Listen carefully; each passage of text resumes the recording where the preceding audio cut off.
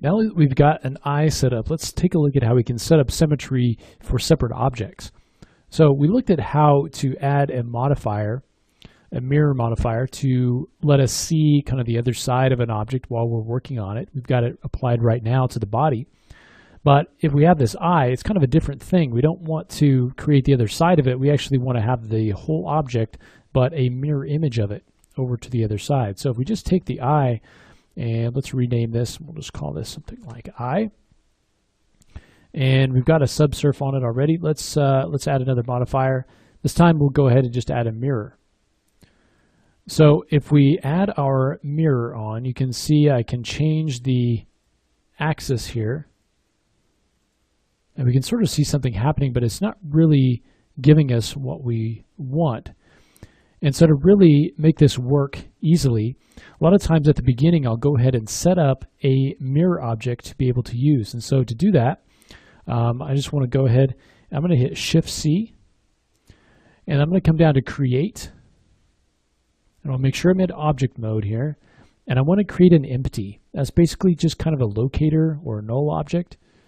We'll create an empty, and it's going to be right at the origin. And this empty, I'm going to just call this mirror object or mirror guide or something like that.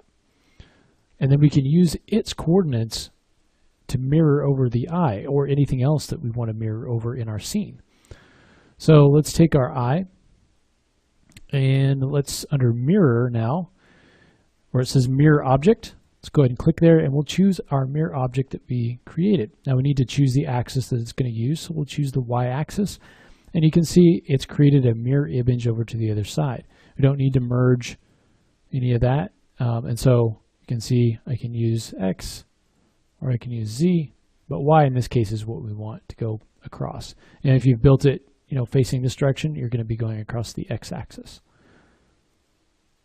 Okay, so now whenever we have to mirror anything, for instance, if you were building a car and you had wheels that you wanted to mirror over, you can set up an initial empty and use that as your mirror object, and then it's very easy. You can just use that every time, mirror it over the particular axis, and you're good to go. Okay, so keep that in mind when you try to mirror an object like that and it's not really working the way that you want. An easy way to do that is just to have a mirror object in your scene that's at the origin, and then an empty object, and then you can just use that as your mirror object in the mirror modifier. And again, you can turn that on and off by using the eye icon there. Okay, so the next thing we want to do is begin to add some teeth.